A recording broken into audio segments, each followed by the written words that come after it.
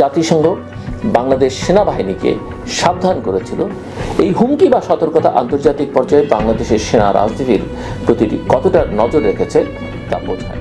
শেখ হাসিনার ভারত আশ্রয় এবং দিল্লি ঢাকা সম্পর্কের টানাপোড়েনকে আরো বাড়িয়ে তুলেছে। এখন প্রশ্ন, ভারত কিভাবে এই নতুন বাস্তবতাকে মোকাবেলা করবে? তারা কি নিজের কৌশল বদলাবে, নাকি আবারও অভ্যন্তরীণ বিষয়ে হস্তক্ষেপ না করার নীতিতে ফিরে যাবে? আপনাদের স্বাগত জানাই আমি আমার কথা শুনবার জন্যে। বাংলাদেশের রাজনৈতিক পালাবদলে ভারতের ভূমিকা এবং দৃষ্টিভঙ্গি কি, বিশেষ করে 2024 সালের জুলাই আগস্টের ছাত্র জনতার যে অভ্যুত্থান হয়ে গেল, সেই বিষয়ে ভারতের অবস্থান কি, এই অভ্যুত্থানটিকে ভারত কিভাবে দেখছে, ভারতের সম্পর্কে কি জানতো, সেটি নিয়ে আমার আসলে আজকের আলোচনা।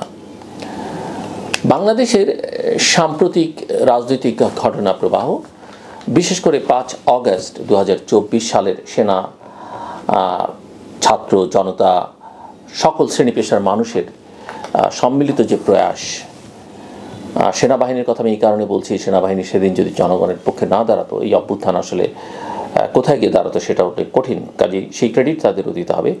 সবাই মিলে শেখ হাসিনা সরকারকে উৎখাত এবং সেই পরিপ্রেক্ষিতে ভারতের প্রতিক্রিয়া এবং কৌশলগত অবস্থান, এসব বিষয় নিয়ে দেশ বিদেশে চলছে বিস্তর আলোচনা। আজকের এই আলোচনায় আমি বলবার চেষ্টা করব কিভাবে ভারত আগাম জানতো শেখ হাসিনার পতনের সম্ভাবনা, কিভাবে তারা পরিস্থিতি পর্যবেক্ষণ করছিল এবং কেন তারা সরাসরি হস্তক্ষেপ করেনি। সেই সাথে আমি তুলে ধরবার চেষ্টা করব দিল্লি ঢাকা সম্পর্কের বর্তমান উত্তেজনা, আন্তর্জাতিক প্রতিক্রিয়া এবং চীন ভারত ভূ রাজনৈতিক প্রতিদ্বন্দ্বিতার ইস্যুটি।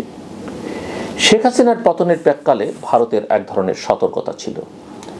22 মার্চ 2025 ভারতের পররাষ্ট্রমন্ত্রী এস জয়শঙ্কর এক গুরুত্বপূর্ণ বৈঠকে পররাষ্ট্র বিষয়ে পরামর্শদাতা কমিটিকে, অর্থাৎ ভারতীয় পরামর্শদাতা কমিটিকে জানান যে 5 আগস্টের সামরিক উত্থানের আগেই দিল্লি জানত বাংলাদেশে শেখ হাসিনা বিরোধী প্রবল ঢেউ তৈরি হচ্ছে। ভারতীয় গোয়েন্দা এবং কূটনৈতিক পর্যালোচনায়ও এই বিপ্লব পূর্বাভাসিত হলেও ভারতের হাত ছিল প্রায় বাঁধা। জয়শঙ্কর বলেন, ভারত কেবল পরামর্শ দিতে পেরেছিল, কারণ হাসিনার উপর তাদের প্রভাবের একটা বড় ঘাটতি ছিল। এই বক্তব্যে এটা পরিষ্কার হয় যে ভারত পরিস্থিতি সম্পর্কে অবগত থাকলেও তা নিয়ন্ত্রণ বা মোড় ঘোরাবার সক্ষমতা তখন আর তাদের হাতে ছিল না। যেমন শেখ হাসিনারও আসলে শেষ পর্যায়ে এসে কিছু করবার ছিল না। জাতিসংঘ এবং আন্তর্জাতিক মহলের আরও সতর্কতাও ছিল, আমরা জানি। শুধু ভারত নয়, বাংলাদেশের পরিস্থিতি সম্পর্কে আগাম সংকেত পেয়েছিল আন্তর্জাতিক মহলও। জয়শঙ্কর জাতিসংঘ মানবাধিকার প্রধান ভলকার টার্কের মন্তব্য উদ্ধৃত করেন, যেখানে জাতিসংঘ বাংলাদেশ সেনাবাহিনীকে সাবধান করেছিল যাতে তারা নিরস্ত্র বিক্ষোভকারীদের ওপর দমনমূলক অভিযান না চালায়। তা না হলে বাংলাদেশ সেনাবাহিনীকে শান্তিরক্ষা মিশন থেকে নিষিদ্ধ করা হতে পারে। সেনাবাহিনী অবশ্য এটি স্বীকার করেনি বা তারা এটা অস্বীকার করেছে। এই হুমকি বা সতর্কতা আন্তর্জাতিক পর্যায়ে বাংলাদেশের সেনা রাজনীতির প্রতি কতটা নজর রেখেছে তা বোঝায়। শেখ হাসিনার ভারত আশ্রয় এবং দিল্লি ঢাকা সম্পর্কের টানাপোড়েনকে আরও বাড়িয়ে তুলেছে, সেটা আমরা জানি, এবং এই সম্পর্কে টানাপোড়েনটা আগের থেকেই আছে। শেখ হাসিনার পতনের পর তাকে আশ্রয় দিয়েছে ভারত, তবে এই আশ্রয়দান এখন দিল্লি ঢাকা সম্পর্ককে জটিল করে তুলেছে। বাংলাদেশের অন্তর্বর্তীকালীন সরকার যখন ভারতের সঙ্গে সংলাপে আগ্রহী, তখন ভারতের এই আশ্রয়দান তাদের নিরপেক্ষতার প্রশ্ন তুলেছে। বাংলাদেশের অন্তর্বর্তী সরকারের চোখে শেখ হাসিনার উপস্থিতি এখন একটা হুমকি বা অস্থিতিশীলতার উৎস।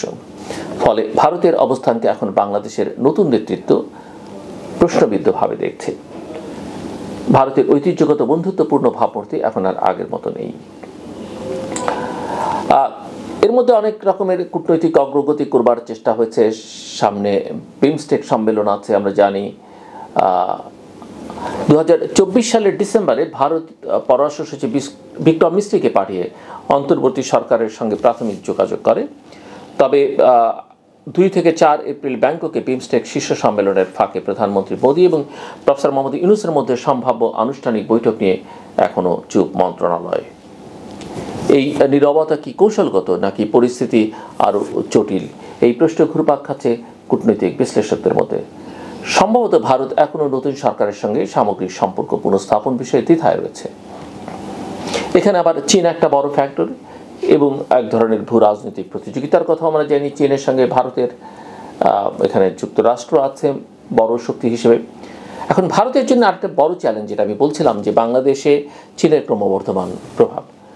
অধ্যাপক ইউনুস চীন সফর করেছেন, একাধিক দ্বিপাক্ষিক চুক্তির প্রস্তুতি ছিল এবং সেখান থেকেই ভারত বিচলিত, অর্থাৎ ওই সফরের আগে থেকেই ভারত বিচলিত। বিশেষ করে চট্টগ্রাম ও ঢাকা থেকে চীনের মধ্যে সরাসরি বিমান যোগাযোগ যে চুক্তি, সেটা ইঙ্গিত দিচ্ছে চীন বাংলাদেশকে আরও ঘনিষ্ঠভাবে নিজের কৌশলগত বলে টেনে আনতে চাইছে। মিস্টার জয়শঙ্কর অবশ্য চীনের প্রসঙ্গ তুলে বলছেন যে চীন প্রতিপক্ষ নয়, প্রতিযোগী। তবে এই বক্তব্য ভারতীয় কৌশলগত সমাজে যথেষ্ট পরিমাণে বিতর্ক তৈরি করেছে। ভারতের রাজনৈতিক সীমাবদ্ধতা এবং ভবিষ্যৎ কৌশল আসলে কি? ভারত বহু দশক ধরে বাংলাদেশে প্রভাবশালী শক্তি হিসেবে কাজ করলেও গত কয়েক বছরে পরিস্থিতি পাল্টেছে। শেখ হাসিনার উপর অতিরিক্ত নির্ভরতা, আওয়ামী লীগের এক নায়কতান্ত্রিক শাসনের প্রতি ভারতের নীরবতা এবং গণতন্ত্র পুনঃস্থাপনে কার্যকর ভূমিকা না নেওয়ায় ভারত তার অবস্থান হারিয়েছে। বাংলাদেশের জনগণের কাছে হৃদয়ে তার অবস্থান আসলে একেবারেই শূন্যের কোঠায়। বর্তমানে তারা একটা মাঝামাঝি ভূমিকা নিয়ে ধীরে ধীরে এগোচ্ছে, যাতে নতুন সরকারকেও খুশি রাখা যায়, আবার সাবেক মিত্র শেখ হাসিনাকেও একেবারে ছেড়ে না দেওয়া হয়। এই দ্বৈত কৌশল ভারতের কতটা টিকবে সেটা ভবিষ্যৎ বলতে পারবে। বাংলাদেশের রাজনৈতিক অস্থিরতা ভারতের কৌশলগত স্বার্থে এক গুরুত্বপূর্ণ অধ্যায়, কিন্তু শেখ হাসিনার পতন এবং নতুন সরকারের উদ্ভব ভারতকে এক নতুন বাস্তবতায় দাঁড় করিয়েছে। এখন প্রশ্ন, ভারত কিভাবে এই নতুন বাস্তবতাকে মোকাবেলা করবে? তারা কি নিজের কৌশল বদলাবে, নাকি আবারও অভ্যন্তরীণ বিষয়ে হস্তক্ষেপ না করার নীতিতে ফিরে যাবে? একই সঙ্গে ভারতের নতুন প্রজন্মের কূটনীতিকরা কি গণতান্ত্রিক মূল্যবোধকে সামনে রেখে দক্ষিণ এশিয়ায় একটি ভারসাম্যপূর্ণ ও গ্রহণযোগ্য নেতৃত্ব প্রতিষ্ঠার জন্য এগিয়ে আসবে? এইসব প্রশ্ন সবার মনে। সব মিলিয়ে ভারত বাংলাদেশ সম্পর্ক এখন এক সন্ধিক্ষণে দাঁড়িয়ে। এখানে সাবধানতা, ভারসাম্য এবং দীর্ঘমেয়াদী দৃষ্টিভঙ্গি ভবিষ্যতের কূটনীতির গতিপথ নির্ধারণ করবে। সবশেষে আমি যেটা বলতে চাই, বাংলাদেশের রাজনীতিতে ভারতের ভূমিকা নিয়ে বিতর্ক অনেক পুরনো, তবে বর্তমান সংকটে তা আরও স্পষ্ট এবং সংবেদনশীল হয়ে উঠেছে। শেখ হাসিনা যুগের অবসান, অন্তর্বর্তী সরকারের উত্থান এবং বাংলাদেশের নতুন পথরেখায় ভারতের কৌশলগত অবস্থান নতুন করে নির্ধারিত হতে যাচ্ছে। আমার কথা শুনবার জন্য আপনাদের অসংখ্য ধন্যবাদ। আপনাদের সবার জন্য শুভকামনা।